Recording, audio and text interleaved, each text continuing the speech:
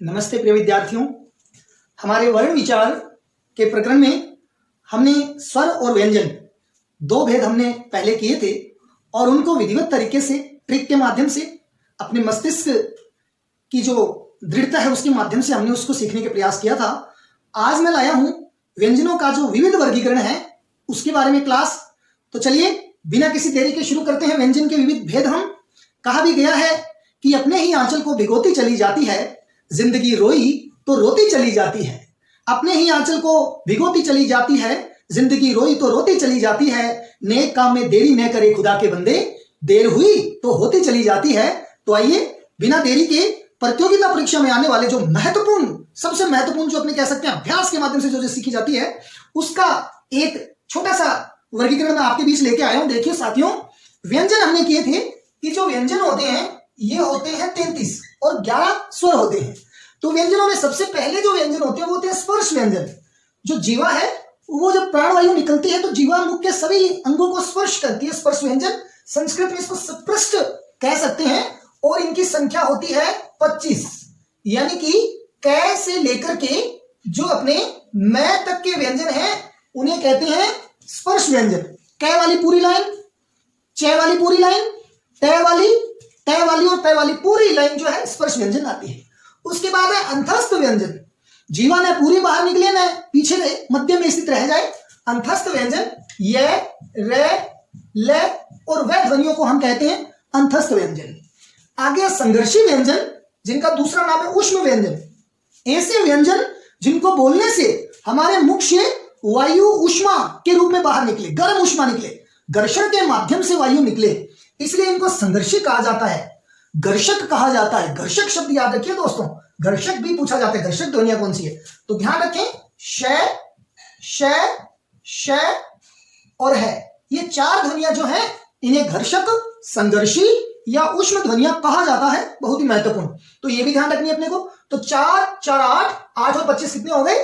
33। मूलतः ये 33 अपने को ध्यान रखने हैं व्यंजन। अब कुछ विद्वान कहते हैं स्पर्श, स्पर्श और संघर्षी ऐसी भी ध्वनियां होती हैं। तो अपने को ध्यान रखना है कि जो अपने स्पर्श संघर्षी में चे वाली जो लाइन है, चे, छे, जय और जय, ये चार ध्वनियां स्पर्श के गुण भी है इनमें और घर्षण के गुण भी हैं, इन्हें संघर्षी भी कहा जाता है। तो स्पर्श संघर्षी दोनों का मिश्रण चे, छे, जय, जय ध्वनियां आएंगी। अब बात करते हैं नासिक की ध्वनि जो नाक से बोली जाती है। तो हमने कल ही किया था पिछली क्लास में कि अणे से लेकर के ये अणे, मैं और न, ये ध्वनि अपनी नासिक की ध्वनि होती है जो नाक से ज्यादा बोली जाती हैं। फिर है पार्श्विक ध्वनि। पार्श्विक ध्वनि का मतलब है कि वायु जो है वो जीवा के दोनों पार्श्वों से बाहर निकले, ऐसी ध्वनि होती है पार्श्विक ध्वनि। इसमें हमारी ये लय ध्वनि आती है, ये ध्यान हमें रखना है। प्रकंपित ध्वनि या इसे कहते हैं लुंठित ध्वनि। प्रकंपित या लुंठित ऐसी ध्वनि जिसको जब हम बोलते हैं तो हमारी जीवा पीछे की ओर लुढ़क जाती है, इसलिए लुंठित और कंपन पैदा होता है। रे बोलते हैं तो बड़ा कंपन पैदा होता है, इसलिए रे ध्वनि को प्रकंपित या लुंठित कहा गया है। तो रे ध्वनि याद रखेंगे। आगे है उच्छिष्ट कह दीजिए, ताड़नजात कह दीजिए, द्विगुणी कह दीजिए, द्विसेपृष्ट कह दीजिए। इतने सारे नाम जो ध्वनि है, दो ध्वनियां हैं ध्यान रखना अपने को, एक तो डे और एक धै। इनके नीचे देखो साथियों, इनके नीचे एक नुक्ता लगेगा, डे धै। डे ढे ध्वनि इनको उच्छिष्ट ध्वनियां कहते हैं, ताड़नजात कहते हैं, द्विगुणी कहते हैं, द्विसेपृष्ट कहते हैं। क्योंकि डे ढे को बोलते हैं तो हमारी जीवा ऊपर की ओर, तालवे की ओर जाकर के जोर से धड़ाम से नीचे गिरती है, इसलिए इनको ताड़नजात, उच्छिष्ट, द्विस्पृष्ट या द्विगुणी ध्वनियां कहा जाता है। हमें इनको भी ध्यान रखना है। आगे है संघर्षहीन ध्वनियां। संघर्षहीन ध्वनियां कौन सी होती है? यह और वह ध्वनि। ऐसी ध्वनियां जिनमें घर्षण बिल्कुल भी नहीं होता, घर्षण बहुत कम होता है, घर्षणहीन यह और वह, इनको हम अर्ध स्वर भी कहते हैं क्योंकि इनका उच्चारण स्वर के समान होता है। तो ध्यान रखिए, यह और वह का उच्चारण किसके समान होता है? स्वर के समान, इसलिए इन्हें कहा जाता है अर्ध स्वर। पेपर के अंदर 4 वाक्य आ गए, आपसे पूछा कि अर्ध स्वर ध्वनियों से युक्त वाक्य कौन सा है, तो याद रखिए जिनमें यह और वह ध्वनियों का ज्यादा प्रयोग हुआ है वो वाक्य अर्ध स्वर युक्त वाक्य कहलाएगा। कहीं आप अर्ध स्वर से ये मत समझना कि जिसमें स्वर आधे दिए हुए हैं वही होगा, नहीं नहीं, ये वे वाले वाक्य कहलाएंगे अर्ध स्वर, क्योंकि इनमें स्वर के गुण विद्यमान होते हैं।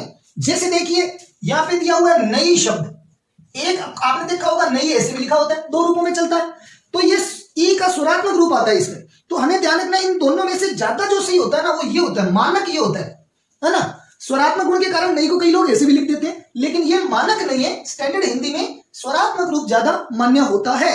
जैसे आपसे पूछा गया लिखिए चाहिए, तो चाहिए का ये जो रूप है ये मानक है, ये वाला रूप मानक नहीं है, ये मानक नहीं है, ध्यान रखना है अपने को। इस प्रकार आगे ये जो अर्ध स्वर है इन्हें हम यण स्वर भी कह सकते हैं। यण स्वर, इसमें रे वो जोड़ दीजिए आप, बस ये बन गए कौन से भाई, यण ध्वनि।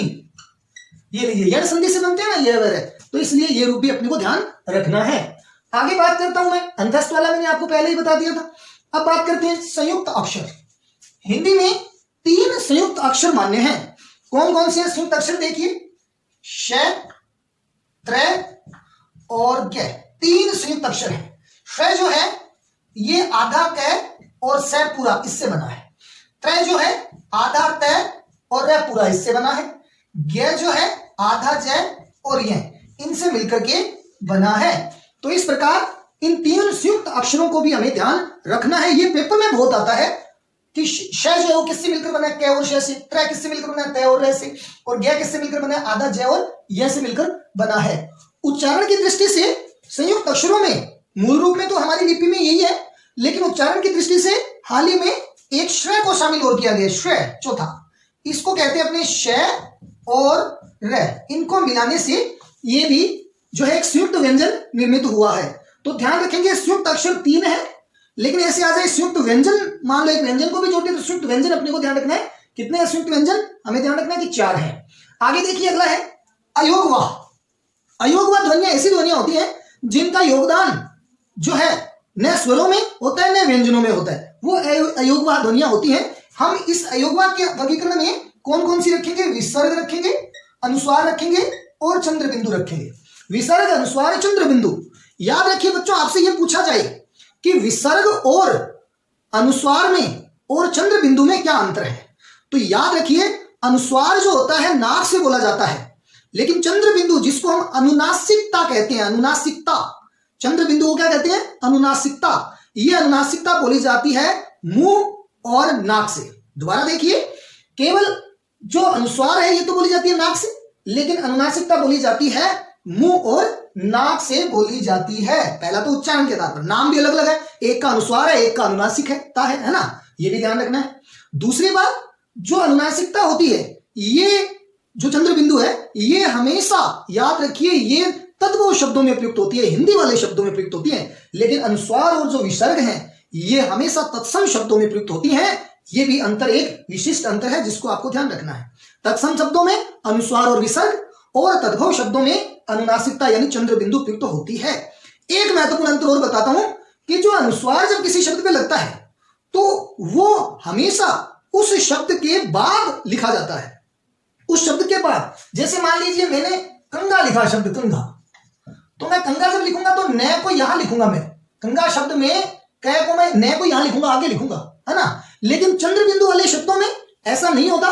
चंद्र बिंदु वाले शब्द, जो चंद्र बिंदु ध्वनि है अनुनासिकता की, वो जिस शब्द पे होती है उसी शब्द पे ही लिखी जाती है। मतलब जैसे कि उदाहरण के लिए मैंने लिखा आंख, तो आंख इसके ऊपर ही लिखना पड़ेगा, या आगे ये लिखी नहीं जाती है, ये भी हमें ध्यान रखना है। अनुनासिकता की ध्वनि, एक खास बात और है कि यदि कोई स्वर ऐसा है जो किसी अक्षर के ऊपर निकल गया है, जैसे ए, आई, ओ, औ, तो उनके ऊपर अनुनासिकता की ध्वनि जो है वो अनुस्वार के रूप में लगती है। होती तो अनुनासिकता है लेकिन लगती अनुस्वार के रूप में है, ये ध्यान हमें रखना है। तो इस प्रकार अगला वर्गीकरण हमारा है सफोट ध्वनियां। सफोट जो अत्यधिक जो है धड़ाके से बोली जाए, अत्यधिक प्राणवायु निकले, जैसे कि प, ट और च ध्वनि है, एक विस्फोटक ध्वनियां सफोट ध्वनियां कहलाती हैं। तो प्रिय विद्यार्थियों, ये छोटी छोटी बातें लेकिन अपने आप में बहुत महत्वपूर्ण बातें आपको ध्यान में रखनी है। कई चीजों के कई नाम भी हैं वो नाम भी याद रखने, जैसे अर्ध स्वर, संघर्षहीन, यण ध्वनिया, अंतस्थ, ये सब इनके लिए प्रयुक्त होते हैं, आप सभी जानते हैं। दूसरी तरफ उच्छित, ताड़नजात, द्विगुणी, द्विस्पृष्ट, ये नाम इसके लिए प्रयुक्त होते हैं। लुंठित और प्रकंपित इसके लिए प्रयुक्त होते हैं, है ना। ये नाम संघर्ष, स्पर्श, दोनों का मिश्रण, जैसे जय वाली लाइन है। स्पर्श, संघर्षी, ये तो इसके लिए हो गई। संघर्षी, उष्ण, घर्षक, ये इनके लिए हो गई। अंतस्थ ध्वनिया, ये 4 हो गई। स्पर्श कह दो या संपृष्ट कह दो, सपृष्ट कह दो, तो ये वाले ये हो गए 25 के 25। इस प्रकार ये वर्गीकरण आपके लिए उपयोगी सिद्ध होगा, ऐसी मैं आशा करता हूं। आप सभी से अनुरोध है कि ज्यादा से ज्यादा मेरे दोस्तों को, साथियों को लिंक शेयर करें, सभी से सब्सक्राइब करवाएं, बेल आइकन दबाएं और ज्यादा से ज्यादा हार्ड वर्कर बच्चे जो है हमारे ग्रुप से, स्टडी ग्रुप से, हार्ड वर्कर ग्रुप से जुड़े। धन्यवाद।